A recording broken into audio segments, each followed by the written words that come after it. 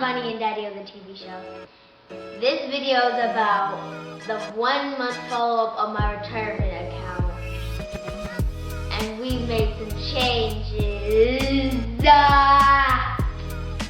Do you think it went up, or it went down?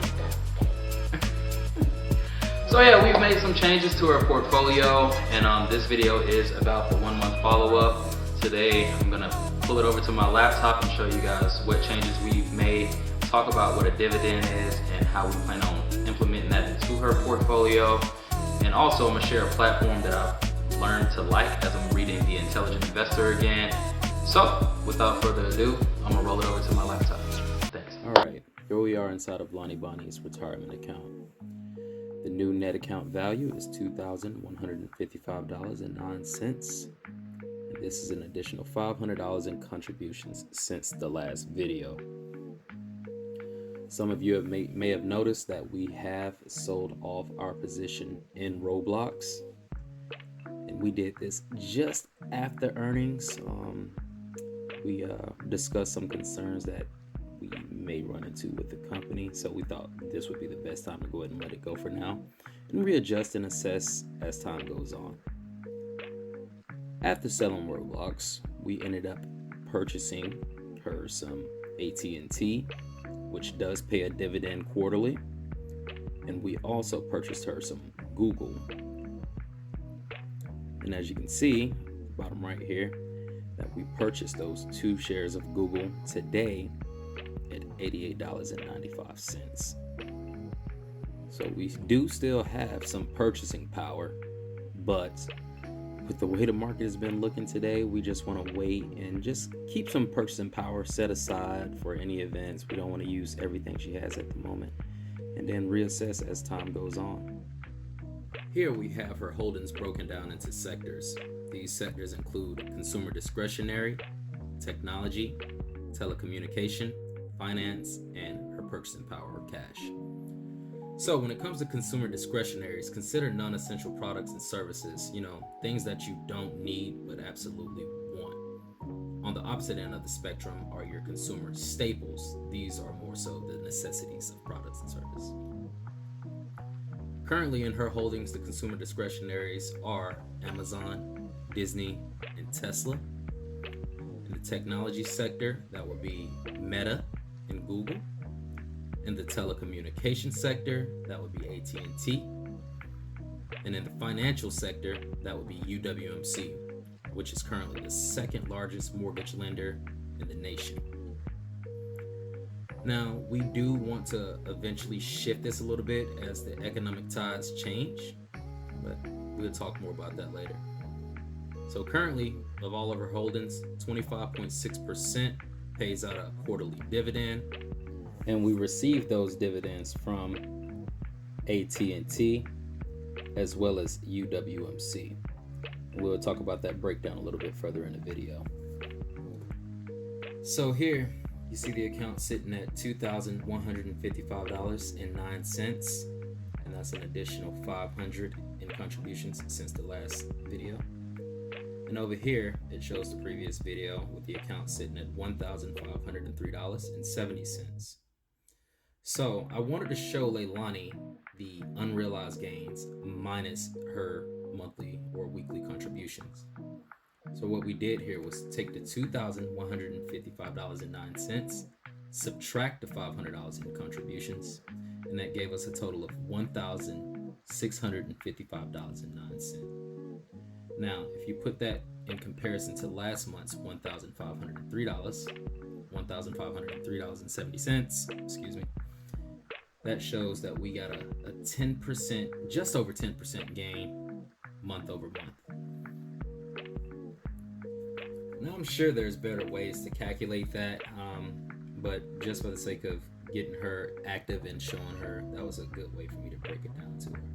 And quite frankly, I'm surprised that we're up given the climate and given what the market has been doing. Again, you see today is pretty bloody. And so now we're going to move on to the dividend stocks that we talked about earlier, AT&T and UWMC.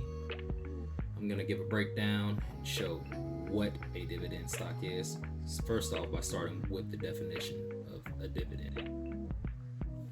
A dividend is the distribution of a company's earnings to its shareholders as it's determined by the board of directors. Dividends are often distributed quarterly, but they could be distributed monthly or annually. The dividend yield is the dividend per share and is expressed as dividend/price as a percentage of a company's share price, such as 2.5%. Here is T-Mobile's dividend history. So yeah, I was well aware that after the January 2022, they cut their dividend, which caused their price to go down a good amount. But I understood why, and it's been over a year since that dividend cut, and I don't see them doing another one here in the future or anytime soon. But here you can see that per share, the annual dividend is $1.11. As of now, she owns about 20 shares of AT&T at a rate of 5.83. So I'm fine with that. UWMC, here's their dividend history. So quarterly, they pay out 10 cents per share for an annual dividend rate of 40 cents. This dividend yield is 8.68. I told you all I would show you why we got rid of Roblox and why we purchased T-Mobile and Google. Here's a breakdown on a few of them that I'll share with you guys now. So this is the platform that I wanted to share with you all that I've grown quite fond of as I'm reading The Intelligent Investor again. So I'm all gun-ho for intrinsic value on stocks, not just what the market is saying it's worth, and actually trying to find that margin of safety. And according to The Intelligent Investor, the margin of safety is about 30% undervalued to where we want to try to purchase our shares. So luckily in her case, we did end up selling those shares up a decent amount, especially after their earnings. They had a nice little pop there. We were able to get on out of there. And who knows, maybe we'll look back at them in the future because she does love Roblox, and I still want her to be as interested as I am about her future. So reading this, the intrinsic value, even on the base case, not the best case or the worst case, just the neutral outlook, is that these guys are overvalued by 57%. Compared to the current market price of $36.73, the intrinsic value is looking like it should be $15.88, which is way high. And of course, you can play around with these and see that, all right, in the best case scenario, they're still overvalued by 36%. And in the worst case, they're overvalued by 66%. What is intrinsic value? It is a fundamental objective value that is based on the company's financials, such as revenue, net income, cash, debt, and stuff like that. Where market price tells you the price other people are willing to pay. Right. Intrinsic value shows you the stock value based on analysis of its actual financial performance. So like I said earlier, I'm not trying to buy stuff based off the market price. I want to buy stuff off of its intrinsic value. That's how we try to identify and purchase our value stocks while still keeping that 30% margin of safety. So there's a lot of information compiled in this website. That's why I really appreciate it. Here are their financials. You see that they're forecasted to continue to increase in revenue, but their operating income is forecasted to continue to decline for some time to come, giving them a negative net income. Here's their balance sheet decomposition, with their total assets sitting at $5.4 billion, but their total liabilities are sitting at $5.1 billion. That is a $0.3 billion window that I'm not comfortable staying in for now. Here's their capital structure, total debt, minority interest, preferred equity, cash, and so on. And here are some of the price targets dictated by the Wall Street analysts. And last but not least, here's their competition. So yeah, I just want to do a little brief overview of the site. Now here we have Google. As you can see, we have a base case of 106.77 with Google currently sitting at $90.25. That is a little bit better. It's still not in that full margin of safety, but that's a nice spot.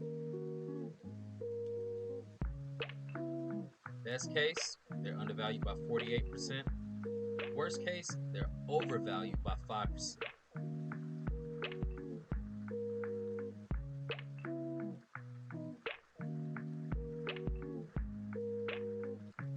Here we are.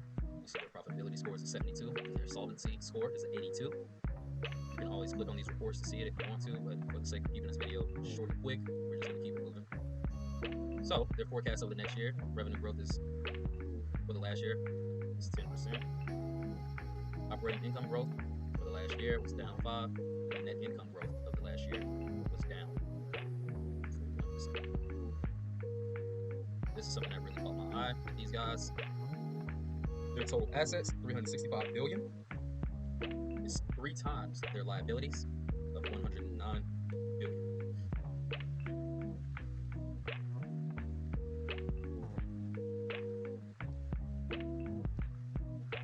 Their market cap is $1.2 trillion, and their enterprise value is $1.1 trillion.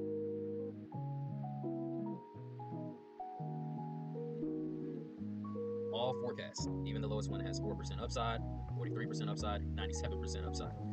That is something that I like to see. And again, given the climate that we're in, it's very, very sticky where we are. So we want to slowly start shrinking that 44.9% down. Given the economic climate for the time being, I foresee and project that our prices in the consumer discretionary sector are going to start to slow down. With that being said, some of the sectors that Lani Bunni and I have been talking about are healthcare, such as Walgreens, Johnson & Johnson, and also some of the consumer staples, which is the opposite of the discretionary. So these are more so your needs. So in this case, think about General Mills, think about Coke products, think about Costco, think about Unilever.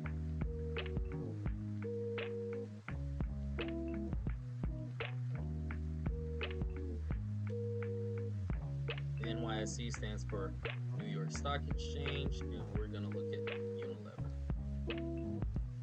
This is a consumer staple.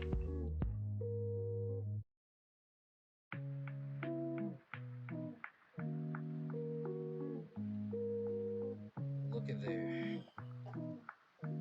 As you can see, Unilever is inside of that threshold that I like. It's undervalued by 30%. Worst case, 18%. Best case, 58%. This sector, again, is the consumer staples. So they have a lot of the needs, and I will go over some of those here in a second. All right, we got the score down a little bit. Profitability as of now, and the solvency score. Okay, they're a little bit low, but these guys have been booming. Thank you.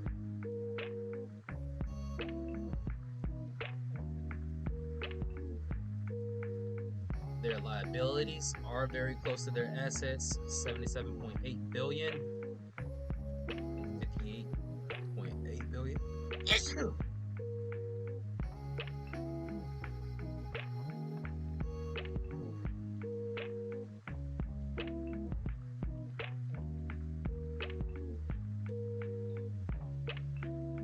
So we have that.